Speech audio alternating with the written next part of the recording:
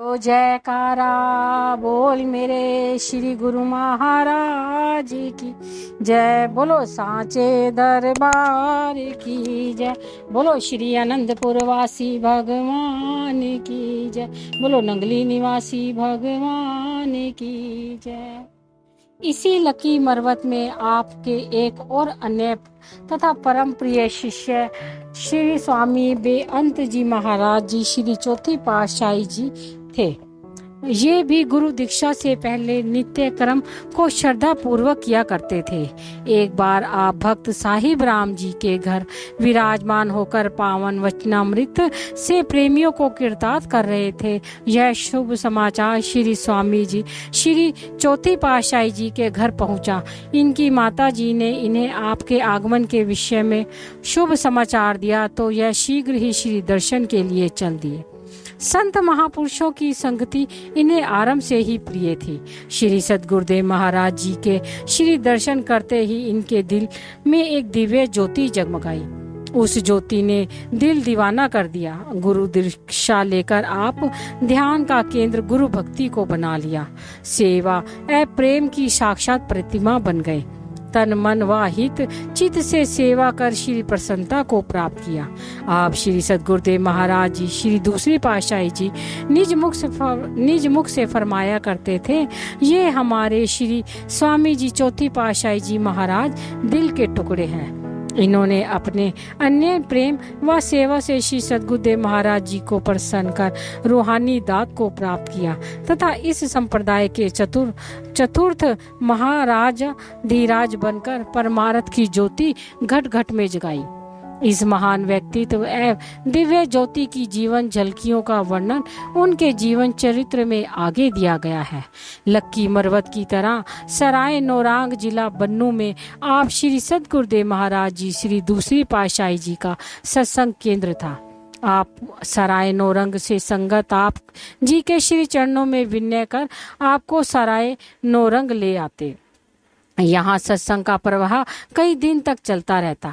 यहाँ कुछ दिन एक परिवारों ने आपकी चरण शरण ग्रहण की, जिन महात्मा सदगुरु सेवानंद जी एवं महात्मा रोशनानंद जी के नाम उल्लेखनीय है।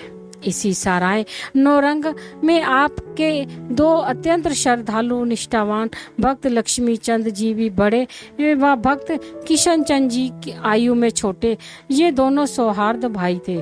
ये भजन भी बनाते थे, इसीलिए इन्होंने श्री सद्गुरुदेव महाराज जी की महिमा में काफी भजन बनाए व श्री चरणों में उपस्थित होकर गाया करते थे। संसार में से अत्यधिक वैराग्य और श्री चरणों में असीमित प्रेम था, अतः दोनों गृह त्याग कर श्री दरबार की सेवा करने लगे। कुछ समय सेवा करने के पश्चात सन 1925 में आपने इनको साधु वेश दे दिया। साधु वेश में लक्ष्मी भक्त चंद जी का शुभ नाम महात्मा दयानंद जी व भक्त किशन चंद जी का शुभ नाम महात्मा श्रद्धानंद जी रखा। दोनों दरबार की हितचित से सेवा करते थे, सच्चाई व प्रेम का साक्षात नमूना थे।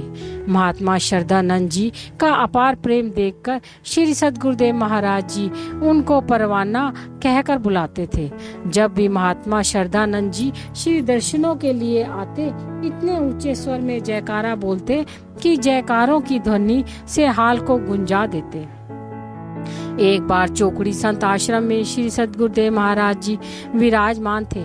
काफी महात्मा जन भी वहां उपस्थित थे। श्री सद्गुरुदेव महाराज जी से पूछ रहे थे कि किसी को किसी वस्तु की जरूरत हो तो तुम्हारा अपना ही घर है, ले लो। सबने अपनी जरूरत के लिए विनय की और वह पूरी हो गई। इतने में महात्मा श्रद्धानंद जी का भी आ गए। श्री सद्गुरुदेव महाराज जी ने इनसे पूछा कि किसी वस्तु की जरूरत हो तो बतलाओ। महात्मा श्रद्धानंद जी ने विनय से आपके श्री चरणों कमलों की प्रीति की जरूरत है।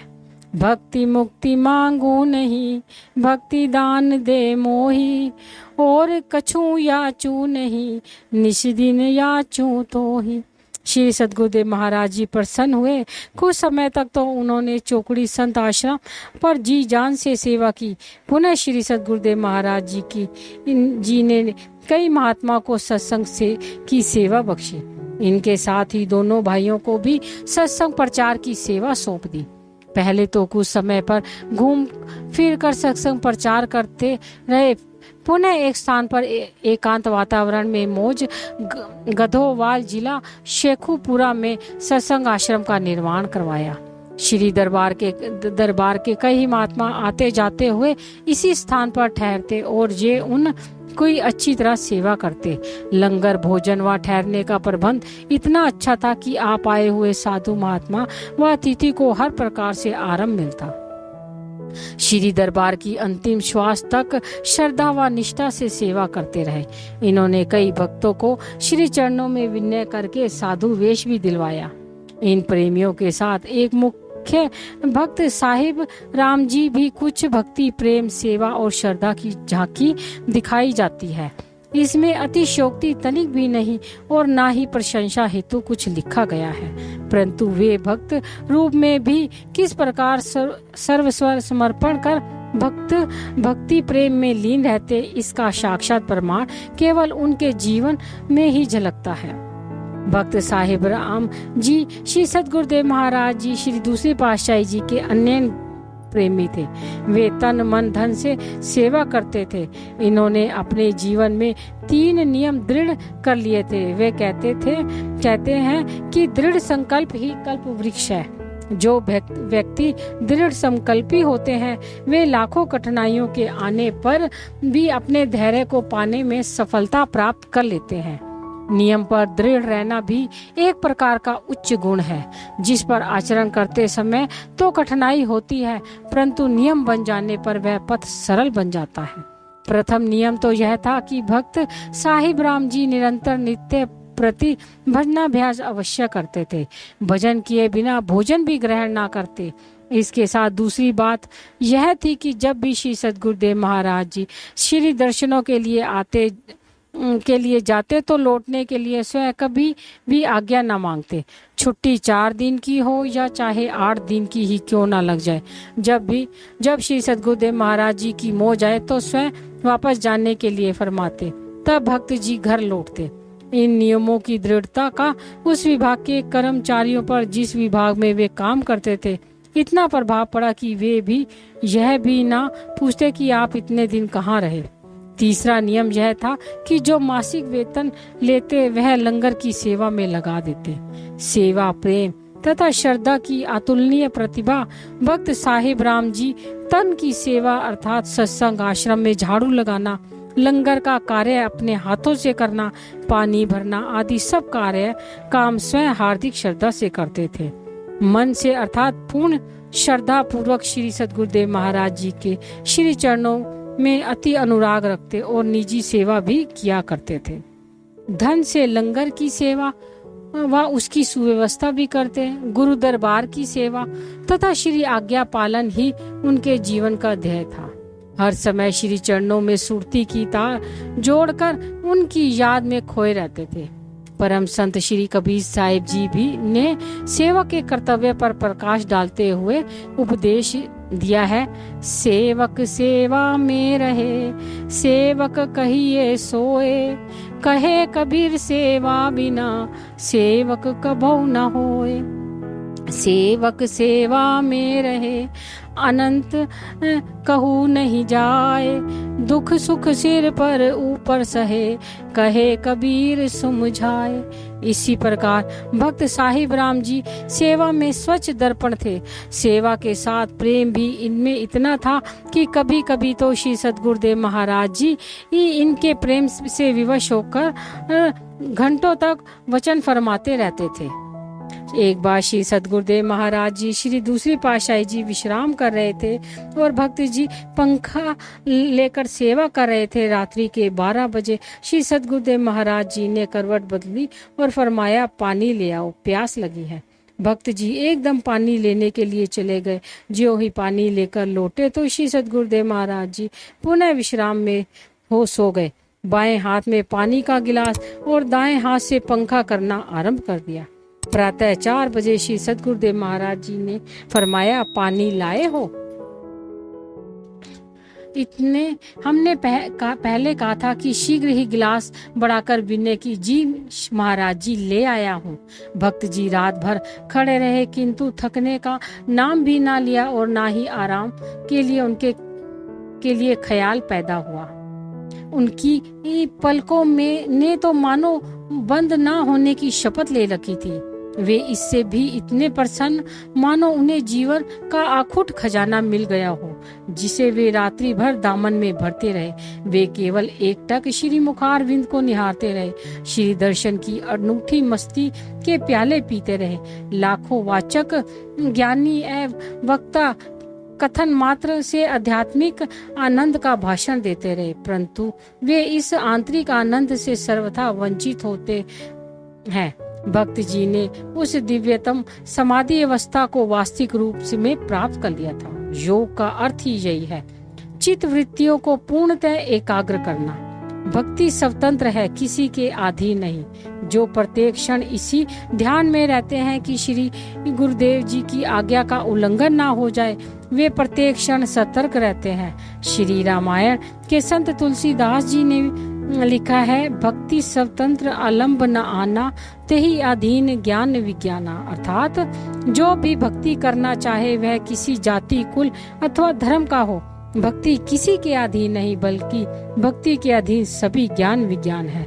सब विद्याएं, सब गुण भक्ति में समाहित हैं। भक्त साहिब राम जी ने केवल भक्ति को ही अपना मुख्य अंग बनाया।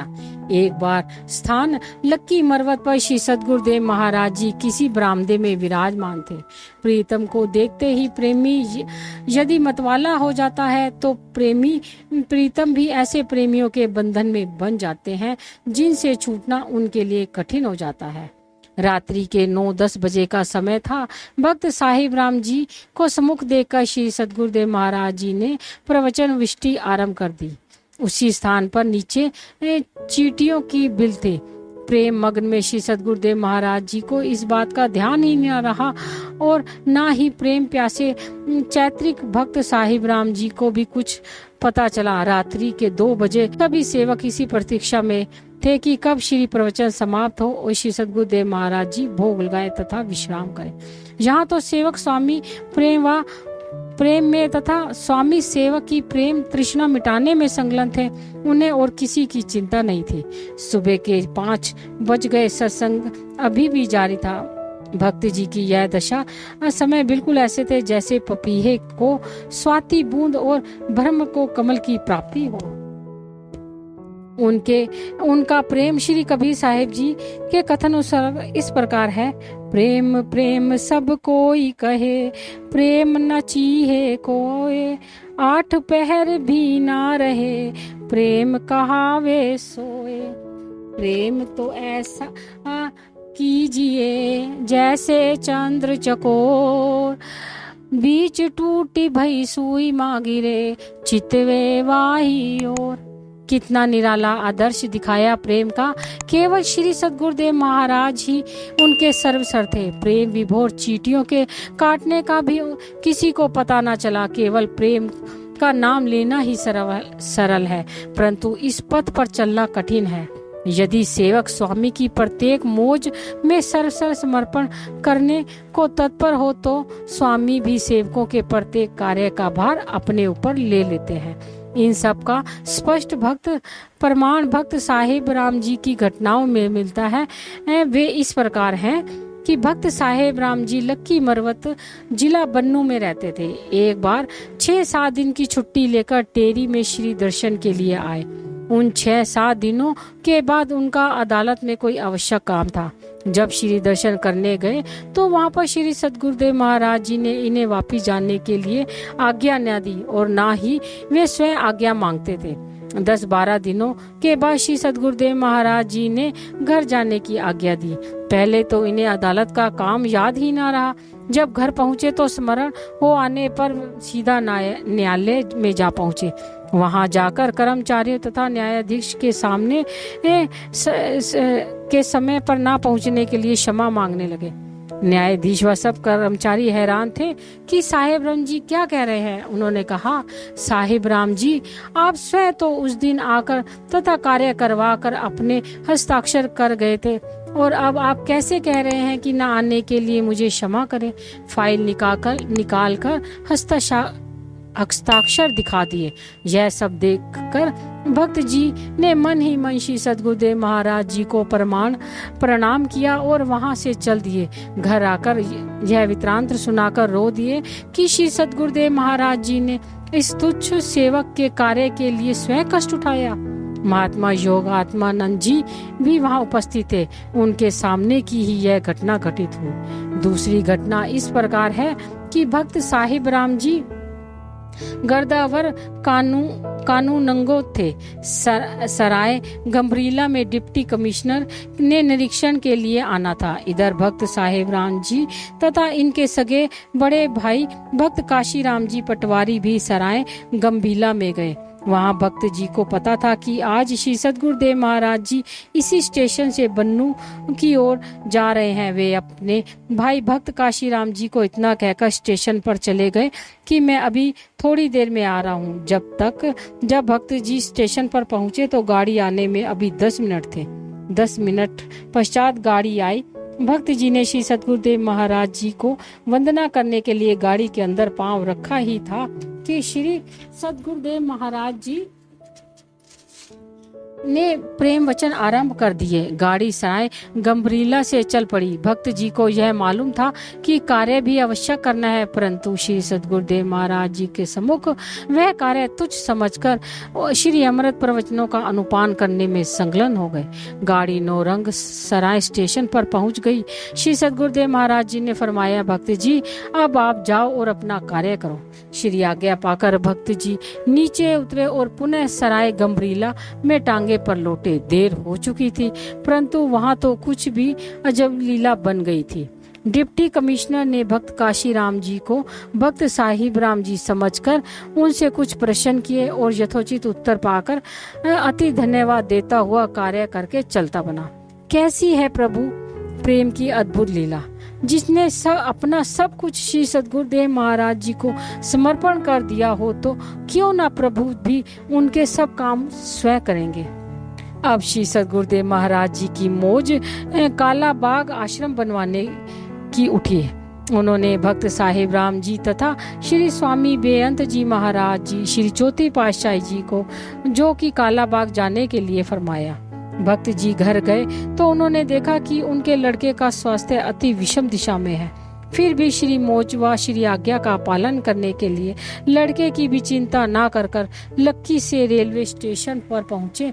किसी संबंधी ने स्टेशन पर आकर सूचना दी, भक्त जी आपका लड़का अंतिम श्वासों पर है। आपने उत्तर दिया, आप लोग तन से इलाज करें, मैंने घर जाकर क्या करना है। इतने में किसी अन्य संबंधी ने आकर सूचना दी कि लड़के का देहांत हो गया है। उन्होंने उत्तर दिया, चेतन आत्मा अपने अंशी में मिल गया, शेष दाह संस्कार ही तो करना है, आप कर दीजिए। स्वयं श्री मौज अनुसार काला बाग चल दिए। जब वहां से वापिस आए तो संबंधियों ने लड़के के लिए शोक प्रकट किया। आपने तनिक भी उदासी न प्रकट करते हुए कहा, जिसकी वस्तु थी उसने ले ली, इसमें विषाद की क्या बात है।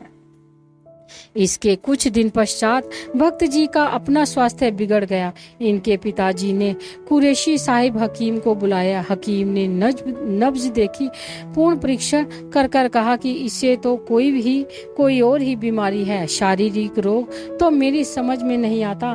कुछ दिन पश्चात इनकी दशा अत्यधिक शोचनीय हो गई। इनके पिताजी ने श्री चरणों में विनय पत्र भेजा कि भक्त जी की अवस्था चिंता के योग्य है, इन्हें दर्शन दीजिए। श्री सद्गुरुदेव महाराज जी ने कृपा पत्र भेजा कि भक्त जी से पूछे हमारे आने की आवश्यकता है।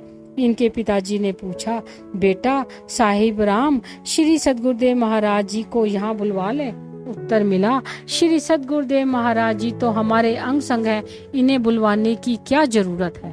जिस प्रकार हाथी के गले से फूलों की माला एकदम गिर जाए, उसी प्रकार भक्त जी का शरीर शांत हो गया। पिताजी ने पुनः श्री चरणों में तार डाली कि भक्त साहिब राम जी सफेद वस्त्रों में साधु थे, उन्हें समाधि दी जाए या दाह संस्कार किया जाए। तब तार द्वारा उत्तर मिला कि चेतन आत्मा तो अपने रूप में मिल चुकी है, अब इस शरीर को समाधि दो या दाह संस्कार करो, एक ही बात है। जो आदिकाल से नियम है वही करें। आज्ञा पाकर नियम अनुसार विधिवत दाह संस्कार किया गया। भक्त साहिब राम जी के जीवन प्रसंगों का अध्ययन करने से पुरातन इतिहास प्रेमी भक्तों के समक्ष राजा मोरध्वज तथा सत्यवादी राजा हरिश्चंद्र के जीवन वृत्तांत पुनः संजीव हो उठते हैं कि किस प्रकार उन्होंने वचनों को पूर्णतः परिपालन किया था और किस प्रकार भक्त साहिब राम जी ने इस युग में कर दिखाया। इस प्रकार अन्य प्रेमियों के जीवन के प्रभाव से लोगों की चित्त वृत्ति अत्यधिक श्री सद्गुरुदेव महाराज जी की ओर खिंचती चली गई। जहां प्रेमियों ने इतना प्रभाव पड़ा वहां उनके कुल मालिक का कितना आकर्षण होगा उसका तो अनुमान लगाना ही कठिन है। फिर संत महापुरुष पूर्ण सद्गुरुदेव महाराज जी की महिमा, जिसे वेद भी नेति नेति कहते हैं, चाहे कितने ही वेद शास्त्र क्यों ना भर दिए कवि गोविंद ब्रह्मा विष्णु महेश भी निज मुख से नहीं गा सकते। उनकी महिमा इस तुच्छ लेखनी से कैसे व्यक्त की जा सकती है। श्री सद्गुरुदेव महाराज जी जहाँ जहाँ पवित्र चरणों की से भूमि के सौभाग्यशाली बनाते, वहाँ पर शास्त्रों श्रद्धालु ब्रह्म विद्या को प्राप्त करने के लिए श्री चरणों में विनय करते। परिस्थिति तथा देश काल के अनुसार ही प्रत्येक युग में महापुरुष उसी के अनुरूप कार्य करते हैं। यदि श्री सद्गुरुदेव गुरु नानक देव जी ने अलौकिक चमत्कार दिखाकर लोगों को धर्म पर चलाया, तो श्री गुरु तेग बहादुर जी ने युग परिस्थिति अनुसार धर्म के लिए बलिदान दिया। क्या श्री गुरु तेग बहादुर जी के पास इतनी शक्ति नहीं थी कि वे एक संकेत मात्र से सब परिस्थितियों को बदल देते? ऐसा करना उस समय उन्होंने उचित ना समझा और उन्होंने वही किया जो करना उपयुक्त था। क्या श्री रामचंद्र जी के पास इतनी शक्ति नहीं थी कि अकेले ही रावण को मार देते? सर्वकला संपूर्ण होते हुए भी उन्होंने वानर सेना का सहयोग लिया, क्योंकि उनका भी उद्धार करना था। इसी प्रकार श्री सद्गुरुदेव महाराज जी श्री दूसरी पातशाही जी ने कहीं पर अलौकिक चमत्कार दिखाए, परंतु फिर चमत्कार दिखाकर माया डाल देते थे। अब आपने प्रेमियों ने नम्र निवेदन से स्वीकार कर टल बुलंद पधारना स्वीकार किया। कोहट से होकर यह मार्ग पर करना था। मार्ग की पथरीली भूमि पर एक संगडोबा नाम की नदी बहती थी। इसे पैदल ही पार करना पड़ता था। जल कई फुट गहरा होने पर भी प्रेमी इसी उलझन में पड़ गए कि इसे कैसे पार किया जाए। परस्पर विचार विमर्श किया कि श्री सद्गुरुदेव महाराज जी को कंधे पर बिठाकर नदी से पार किया जाए।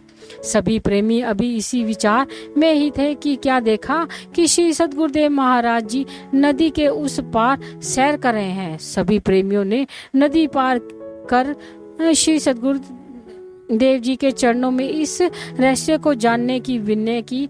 तब आपने फरमाया, भाई हमने भी तो ऐसे ही नदी पार कर ली। महापुरुष तो सर्व शक्तियों के भंडार होते हैं, परंतु वे इन शक्तियों को गुप्त रूप से प्रदर्शन करते हैं, बाह्य रूप से नहीं। उनकी संकल्प शक्ति असंभव कार्य को भी संभव कर देती है। इस प्रकार सगुण माया के द्वारा वे प्रेमियों के हृदय में एक कौतूहल का भाव जगा देते हैं। इस प्रकार प्रत्येक प्रेम वार्तालाप करते हुए आप कृष्ण द्वारा टल बुलंद पहुँचे। वहाँ पर नित्य प्रति उपदेश अमृत की धारा को सर्वसाधारण से कीर्तार्थ करने लगे। आपके अमृत प्रवचन सुरत शब्द योग तथा अमली कार्रवाई के विषय में ही हुआ करते थे। आपके प्रवचनों में अधिकतर गुरु भक्ति, वैराग्य, प्रेम तथा आज्ञा की महत्ता में की झलक स्पष्ट दिखाई देती थी। अब वहाँ परमार्थ भक्ति के रंग से जन समाज को रंग कर आप टेरी पधारे। वैसे तो आप कभी कभी लक्की मरवत पे कृपा करते और कभी टेरी में सत्संग प्रवाह चलने लगा। बोलो जयकारा बोल मेरे श्री गुरु महाराज की जय।